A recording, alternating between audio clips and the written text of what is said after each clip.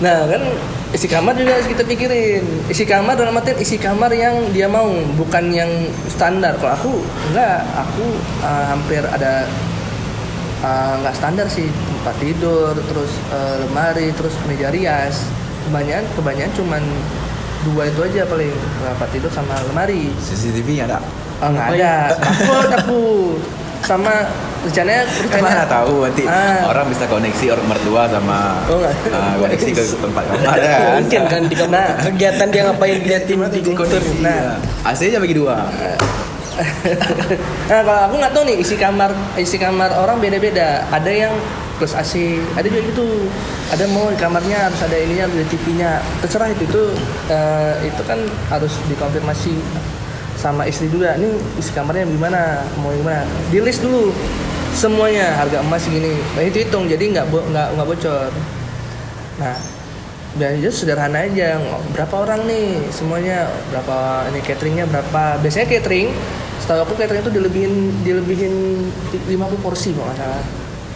Iya. Kalau misalnya kita pesan 1.100, 1.150 gitu lah pokoknya. Biasanya 1.100 sih. Nah dikalkulasiin dulu, mau gimana, mau nikahnya mau gimana, udah. Jadi kita tahu pengeluarannya, karena setelah menikah itu lebih banyak lagi pengeluaran.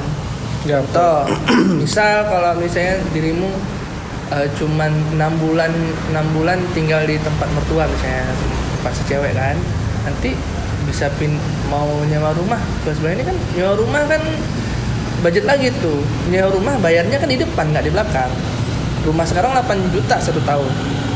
Seminimalnya, misalnya yang agak bagus dikit itu 8 juta setahun. Kan bayarnya di depan, belum lagi isi rumah kan nggak mungkin cuma kasur ini. Kasur Palembang tadi.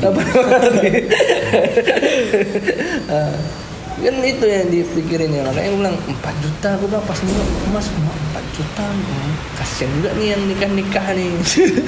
Apalagi ya emang kasian kali ya orang Aceh ya, dibandingkan orang Jawa. Orang Aceh lebih kasian kalau soal emas.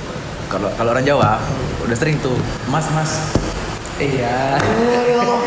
Aku serius tuh. Ya enggak? Iya. Orang Aceh kan bang, kalau orang Jawa kan mas.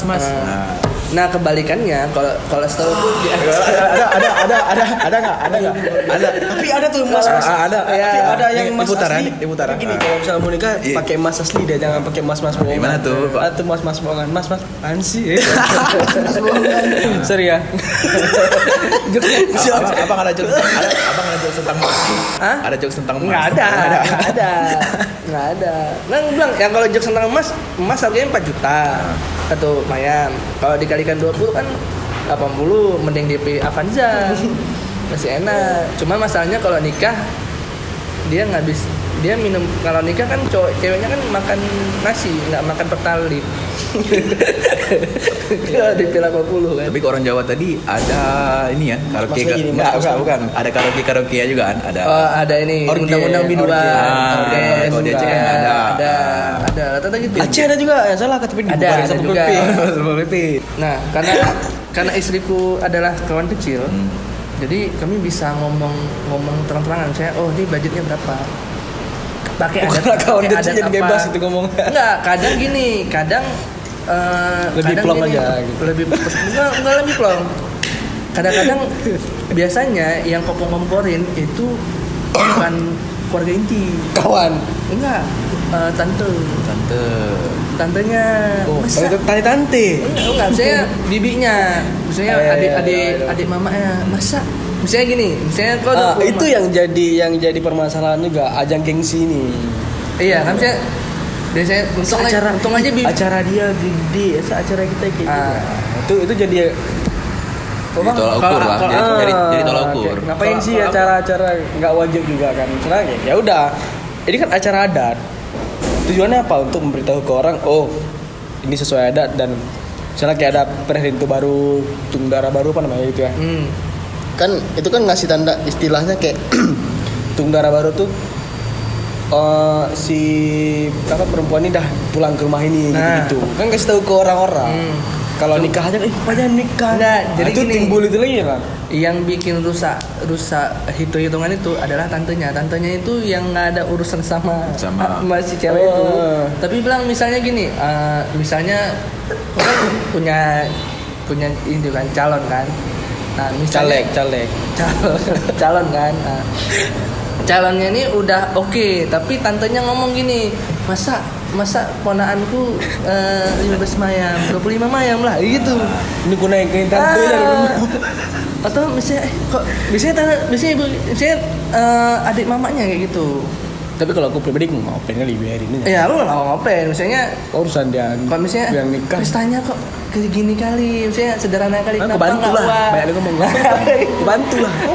Makan aja. Iya rata-rata gitu. Kecuali orangnya ada ikut kasih sumbangan gitu boleh. Sumbangan. Aku bilang tante mau ngasih berapa nih kalau mau wah. Dia begitu. Gue bilang gitu. Yang nikah kan kami berdua, bukan tante. Lah tante juga janda. Karena istriku tidak terpapar sama sosial media. Dia nggak suka main Instagram, dia nggak suka Facebook. Jadi dia nggak ada standar-standar yang TikTok nggak ada sekarang standar TikTok.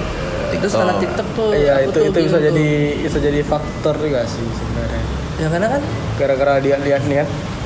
ya kalau Pengen misalnya wah. makanya kalau bagusnya cari istri yang bukan calon istri yang Yang nggak ada sosial media. nggak ada sosial media. Hah? Yang nggak ada sosial media. Kalau bisa.